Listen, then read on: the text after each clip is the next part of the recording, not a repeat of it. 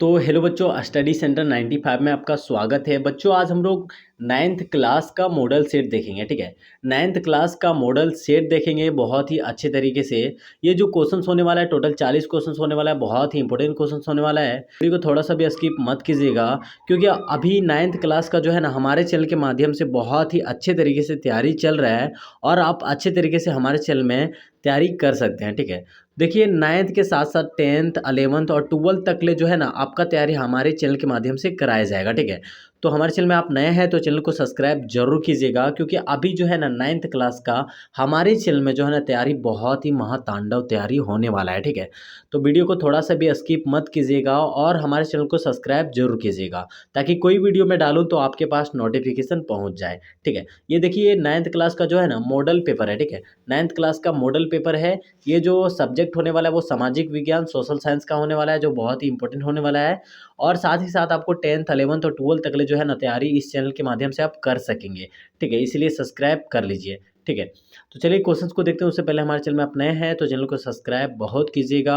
और अगर आपको कोई भी सब्जेक्ट का पीडीएफ चाहिए तो हमारे टेलीग्राम में आप ज्वाइन हो जाइए। आपको इस वीडियो के डिस्क्रिप्शन में लिंक मिल जाएगा टेलीग्राम का, वहाँ जाके आप हमारे टेलीग्राम में ज्वाइन हो जाइए। ठीक है, तो चलिए क्वेश्चन को देखते हैं। क्वेश्चन नंबर 1 में बताया गया कि फ्रांसीसी क्रांति कब शुरू हुआ। ठीक है, क्वेश्चन नंबर 1 में क्या बोला है कि फ्रांसीसी क्रांति कब शुरू हुआ, तो इसका आंसर हो जाएगा 1776 को। ठीक है, ऑप्शन नंबर ये इसका आंसर हो जाएगा 1776। तो नेक्स्ट क्वेश्चन चलते हैं। क्वेश्चन नंबर 2 में बताया गया कि फ्रांसीसी क्रांति में बुजुर्वा शब्द का क्या अर्थ है। ठीक है, बुजुर्वा जो शब्द का है वो क्या अर्थ है, तो इसका आंसर हो जाएगा ऑप्शन नंबर सी। ठीक है, मध्यम वर्ग। ठीक है, मध्यम वर्ग। तो नेक्स्ट क्वेश्चन चलते हैं।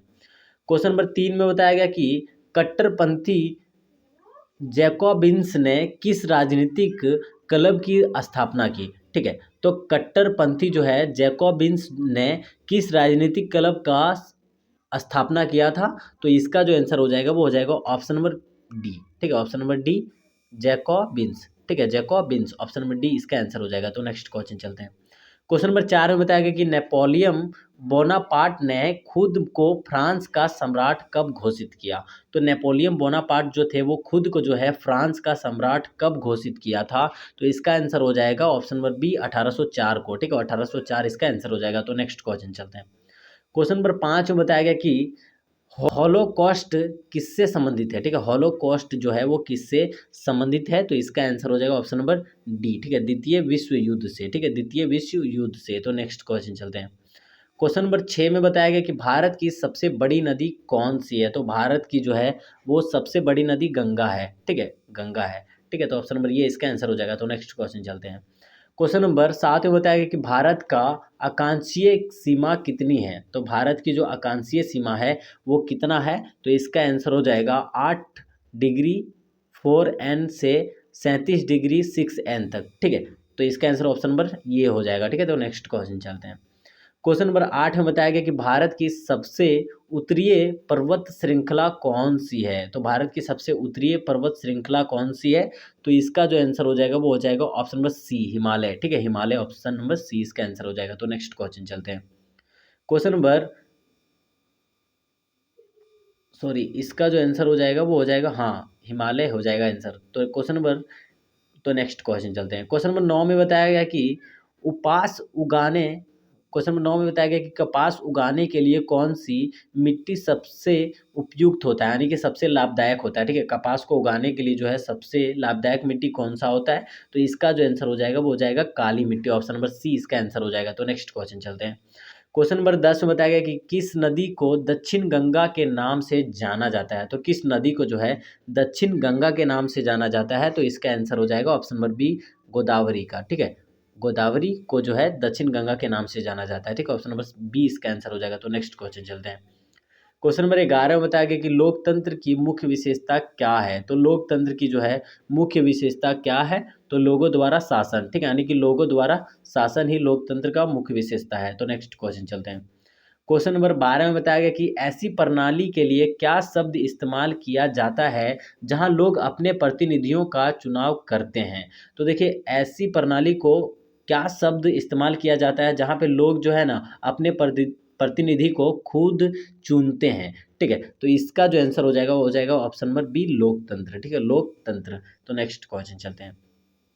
क्वेश्चन नंबर 13 में बताया गया कि कौन सा देश प्रत्यक्ष लोकतंत्र का उदाहरण है। तो कौन सा देश प्रत्यक्ष लोकतंत्र का जो है वो उदाहरण है। तो इसका जो आंसर हो जाएगा वो हो जाएगा ऑप्शन नंबर बी, ठीक है, ऑप्शन नंबर डी इसका आंसर हो जाएगा स्विट्जरलैंड, ठीक है, स्विट्जरलैंड, ऑप्शन नंबर डी इसका आंसर हो जाएगा। तो नेक्स्ट क्वेश्चन चलते हैं। क्वेश्चन नंबर 14 में बताया गया कि भारतीय संविधान कब अपनाया गया था। तो भारतीय संविधान को जो है वो कब अपनाया गया था। तो इसका आंसर हो जाएगा ऑप्शन नंबर डी, ठीक है, 26 नवंबर 1949 को अपनाया था और 26 जनवरी 1950 को जो है लागू किया था, ठीक है। तो नेक्स्ट क्वेश्चन चलते हैं। क्वेश्चन नंबर 15 में बताया गया कि भारतीय संविधान का निर्माता किसे माना जाता है। तो भारतीय संविधान का जो है निर्माता किसे माना जाता है। तो वो माना जाता है डॉक्टर भीमराव अम्बेडकर, यानी कि बी आर अम्बेडकर। तो नेक्स्ट क्वेश्चन चलते हैं।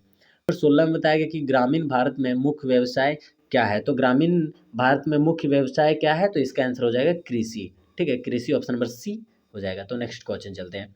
क्वेश्चन नंबर 17 में बताया गया कि वस्तुओं और सेवाओं को उत्पादन पर खर्च किए गए धन को क्या कहते हैं। तो वस्तुओं और सेवाओं के उत्पादन पर जो है खर्च किए धन को क्या कहते हैं। तो इसका आंसर हो जाएगा ऑप्शन नंबर डी, पूंजी कहते हैं, ठीक है, पूंजी, ऑप्शन नंबर डी इसका आंसर हो जाएगा। तो नेक्स्ट क्वेश्चन चलते हैं।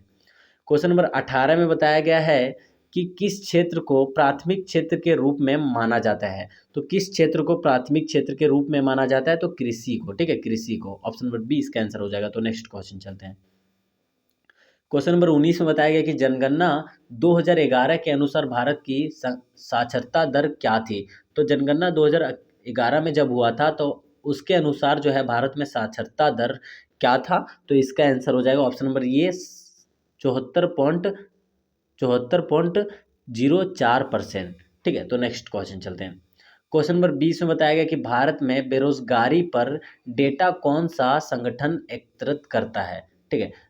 क्वेश्चन नंबर 20 में बताया गया कि भारत में बेरोजगारी पर डेटा कौन सा संगठन एकत्रित करता है, ठीक है। तो कौन करता है। तो इसका जो आंसर हो जाएगा वो हो जाएगा ऑप्शन नंबर ये, ठीक है, NSSO, ठीक है, NSSO, ऑप्शन नंबर ये NSSO। तो नेक्स्ट क्वेश्चन चलते हैं। क्वेश्चन नंबर 21 में बताया गया कि कर्क रेखा कितने भारतीय राज्यों से होकर गुजरती है। तो कर्क रेखा जो है वो कितने भारतीय राज्य से होकर गुजरती है। तो 8 राज्य से, ठीक है। और कौन से राज्य से गुजरती है। तो देखिए इसका शॉर्ट तरीका है, ठीक है, इसका जो है ना फॉर्मूला है वो है मित्र पर गमछा झार, यानी कि मित्र पर गमछा झार मी से मिजोरम ऐसे कर गया है, ठीक है। तो नेक्स्ट क्वेश्चन चलते हैं। क्वेश्चन नंबर 22 में बताया गया कि हरित क्रांति का मुख्य उद्देश्य क्या है। तो हरित क्रांति का जो है वो मुख्य उद्देश्य क्या है। तो ऑप्शन नंबर डी इसका आंसर हो जाएगा कृषि उत्पादन बढ़ाना, ठीक है, कृषि उत्पादन बढ़ाना, ऑप्शन नंबर डी इसका आंसर हो जाएगा। तो नेक्स्ट क्वेश्चन चलते हैं। क्वेश्चन नंबर 23 में बताया गया कि कौन सा मौलिक अधिकार कानून के सम्मत समानता सुनिश्चित करता है। तो कौन से मौलिक अधिकार करता है। तो इसका जो आंसर हो जाएगा वो हो जाएगा ऑप्शन नंबर बी, समानता का अधिकार, ठीक है, समानता का अधिकार, जो कितने आर्टिकल में है। तो आर्टिकल 14 में है, ठीक है, आर्टिकल 14 में, ठीक है। तो नेक्स्ट क्वेश्चन चलते हैं। क्वेश्चन नंबर 24 में बताया गया कि उन संसाधनों के लिए क्या शब्द है जिनकी पुनः पूर्ति की जा सकती है। तो उन संसाधनों के लिए क्या शब्द है जिनकी पुनः पूर्ति की जा सकती है।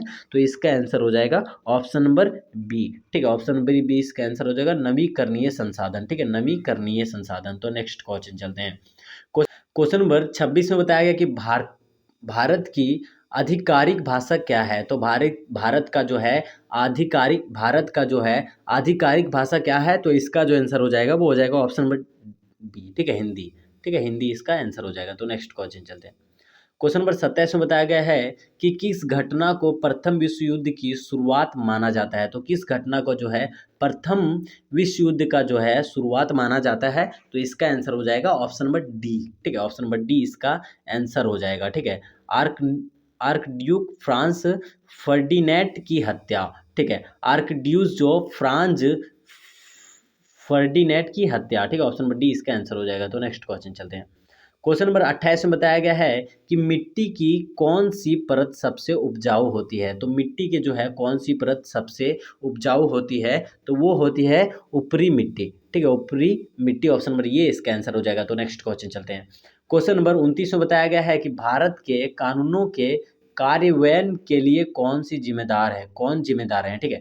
क्वेश्चन नंबर 29 में बताया गया है कि भारत में कानूनों के कार्यान्वयन के लिए कौन जिम्मेदार है? तो कौन जिम्मेदार है? तो इसका जो आंसर हो जाएगा वो हो जाएगा ऑप्शन नंबर बी, ठीक है, कार्यपालिका, ठीक है, कार्यपालिका, ऑप्शन नंबर बी इसका आंसर हो जाएगा। तो नेक्स्ट क्वेश्चन चलते हैं। क्वेश्चन नंबर 30 में बताया गया कि ग्रामीण क्षेत्रों में ऊर्जा का प्राथमिक स्रोत क्या है? तो ग्रामीण क्षेत्रों में जो है ऊर्जा का जो प्राथमिक स्रोत है यानी कि पहला स्रोत है वो क्या है? तो इसका आंसर हो जाएगा ऑप्शन नंबर सी, बायोमास, ठीक है, बायोमास, ऑप्शन नंबर सी इसका आंसर हो जाएगा। तो नेक्स्ट क्वेश्चन चलते हैं। क्वेश्चन नंबर 31 में बताया गया कि वॉल स्ट्रीट एक्सचेंज क्या है? ठीक है, वॉल स्ट्रीट एक्सचेंज क्या है? तो इसका जो आंसर हो जाएगा वो हो जाएगा ऑप्शन नंबर ये, ठीक है, अमेरिका, ठीक है। वॉल स्ट्रीट एक्सचेंज क्या है? तो वॉल स्ट्रीट जो है एक्सचेंज क्या है? तो अमेरिका है, ठीक है। तो नेक्स्ट क्वेश्चन चलते हैं। क्वेश्चन नंबर 32 में बताया गया कि संयुक्त राज्य अमेरिका के श्वेतवासियों द्वारा खेती की कौन सी विधि अपनाई गई थी? तो कौन सी विधि अपनाई गई थी? तो इसका आंसर हो जाएगा ऑप्शन नंबर सी, ठीक है, गहन कृषि, ठीक है, गहन कृषि, ऑप्शन नंबर सी इसका आंसर हो जाएगा। तो नेक्स्ट क्वेश्चन चलते हैं।